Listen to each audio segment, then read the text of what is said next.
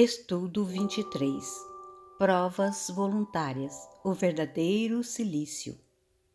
O Evangelho segundo o Espiritismo, capítulo 5, item 26. O objetivo desse estudo é esclarecer acerca do cilício que verdadeiramente agrada a Deus e é proveitoso para o nosso progresso, alertando-nos para a inutilidade dos martírios voluntários e a consequência dos mesmos àqueles que se lhes submetem. O item 26 do Evangelho segundo o Espiritismo, que está no capítulo 5, foi ditado por um anjo guardião em Paris no ano de 1863. Perguntais se é permitido abrandar as vossas próprias provas. Essa questão leva a esta: é permitido aquele que se afoga procurar se salvar? Aquele que tem um espinho cravado o retirar? Aquele que está doente chamar um médico? As provas têm por objetivo exercitar a inteligência, assim como a paciência e a resignação. Um homem pode nascer numa posição penosa e difícil, precisamente para obrigá-lo a procurar os meios de vencer as dificuldades. O mérito consiste em suportar sem lamentação as consequências dos males que não se podem evitar, em perseverar na luta, em não se desesperar se não for bem-sucedido, mas não num desleixo que seria preguiça mais que virtude. Essa questão conduz naturalmente a uma outra. Uma vez que Jesus disse: bem-aventurados aflitos, há mérito em procurar as aflições agravando as próprias provas por sofrimentos voluntários? A isso responderei muito claramente: sim, há um grande mérito quando o sofrimento e as privações têm por objetivo o bem do próximo, porque é a caridade pelo sacrifício. Não quando tem por objetivo senão a si mesmo, porque resulta do egoísmo por fanatismo. Há aqui uma grande distinção a fazer. Para vós, pessoalmente, contentai-vos com as provas que Deus vos envia e não aumenteis sua carga, às vezes tão pesada. Aceitá-la sem lamentações e com fé é tudo que Ele vos pede. Não enfraqueçais vosso corpo com privações inúteis e mortificações sem objetivo, porque tendes necessidade de todas as vossas forças para cumprir a vossa missão de trabalho na terra. Torturar voluntariamente e martirizar vosso corpo é contravenção à lei de Deus, que vos dá o meio de sustentá-lo e fortificá-lo. Enfraquecê-lo sem necessidade é um verdadeiro suicídio. Usai, mas não abuseis, tal é a lei. O abuso das melhores coisas traz sua punição nas consequências inevitáveis. Outra coisa é o sofrimento que se impõe para alívio do próximo. Se suportais o frio e a fome para aquecer e alimentar aquele que disso tem necessidade, e se o vosso corpo com isso sofre, eis o sacrifício que é abençoado por Deus. Vós que deixai vossos aposentos perfumados para ir à mansarda infecta levar a consolação, vós que manchais vossas mãos delicadas cuidando de chagas, vós que vos privais do sono para velar a cabeceira de um doente que não é senão vosso irmão em Deus, vós, enfim, que usais vossa saúde na prática de boas obras, eis vosso cilício, verdadeiro cilício de bênção, porque as alegrias do mundo não secaram vosso coração. Não adormeceste no seio das volúpias destruidoras da fortuna, mas vos fizestes anjos consoladores dos pobres deserdados. Mas vós, que vos retirais do mundo para evitar suas seduções e viver no isolamento, qual a vossa utilidade na terra? Onde está a vossa coragem nas provas, uma vez que fugis da luta e desertais do combate? Se quereis um cilício, aplicai-o sobre vossa alma e não sobre vosso corpo. Mortificai vosso espírito e não vossa carne. Fustigai vosso orgulho. Recebei as humilhações sem vos lamentar. Pisai vosso amor próprio. Resisti contra a dor da injúria e da calúnia, mais pungente que a dor corporal.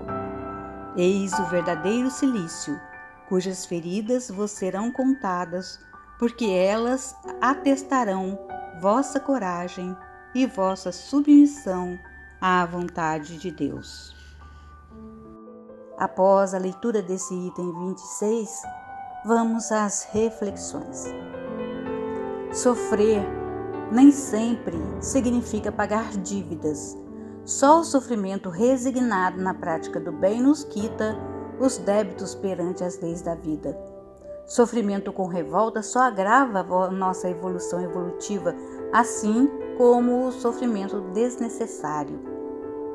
O mérito consiste em sofrer sem murmurar as consequências que não lhe seja possível evitar, em perseverar na luta, em se não desesperar se não é bem sucedido. Bom, e quem são os aflitos referidos por Jesus?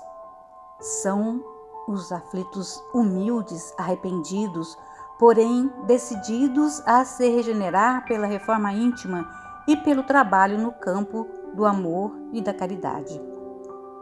A bem-aventurança apontada por Jesus está condicionada a um sofrimento resignado, sem murmúrio e, acima de tudo, imbuído de esperança e confiança na providência divina.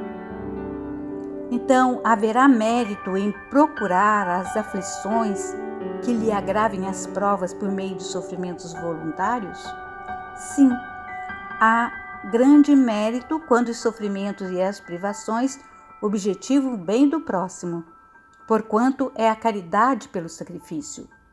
Não há mérito quando os sofrimentos e as privações objetivam o bem daquele que a si mesmo as inflige, porque aí só há egoísmo por fanatismo.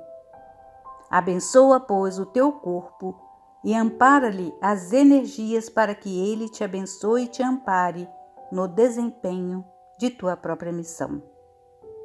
Quem disse essa frase foi Emmanuel, no Livro da Esperança, número 10.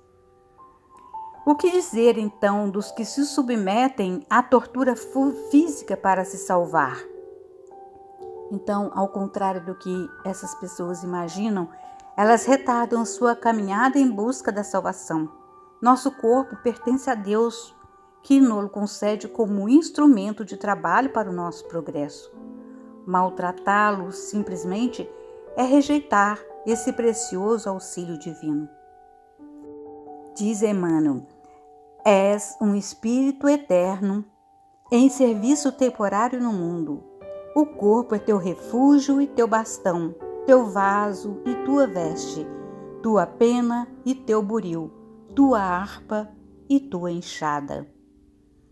Torturar e martirizar voluntariamente o vosso corpo é contravir a lei de Deus, que vos dá meios de o sustentar e fortalecer. E quanto aos que se autoflagelam, pensando estar agradando a Deus? É evidente que a punição é atenuada para aqueles que erram por ignorância.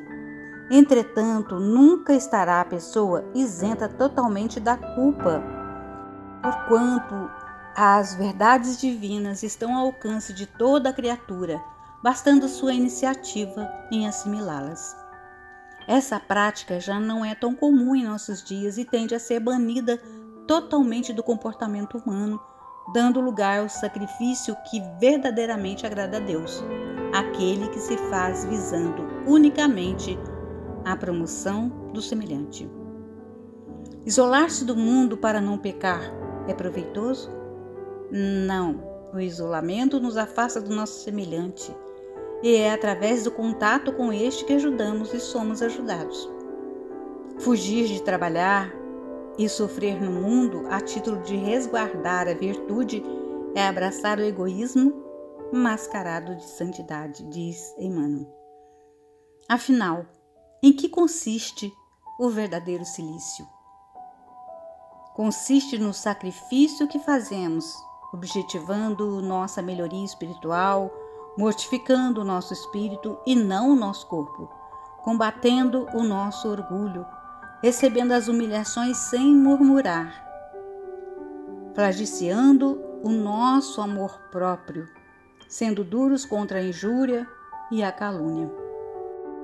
Aí tendes o verdadeiro cilício, cujas feridas vos serão contadas, porque atestarão a vossa coragem e a vossa submissão à vontade de Deus.